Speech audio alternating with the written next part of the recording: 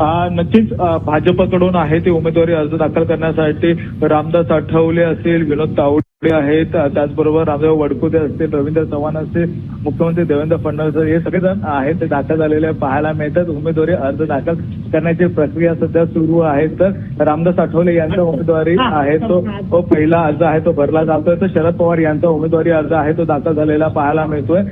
मात्र अद्यापही एकनाथ शिंदेशी यांच्या शिवसेनेकडून नेमका कुणाचा उमेदवारी अर्ज भरला जाईल या कायम सस्पेन्स आहे तो ठेवलेला पाहायला मिळतोय. कारण की ज्योती वाघमारे, राहुल शेवाळे या दोघांची नावं सध्या चर्चेत आहे. त्यामुळे नेमकं आता कोण येऊन उमेदवारी अर्ज दाखल करतं हे देखील बघणं गरजेचं आहे. तर दुसरीकडे शरद पवारांचा अर्ज दाखल झाल्यानंतरून आता पार्थ पवार हे देखील आहे ते थोड्या वेळामध्ये आहे ते उमेदवारी अर्ज भरतील. त्यामुळे राज्यसभेवर आजोबा आणि नातू एकाच वेळेत आहे ते राज्यसभेवर जातील असं सध्याचं चित्र आहे. मात्र जर एकनाथ शिंदे यांच्या शिवसेनेकडून 2 उमेदवारी अर्ज भरले तर बिनविरोध होणार नाही हे सध्याचं चित्र पाहायला मिळत आहे.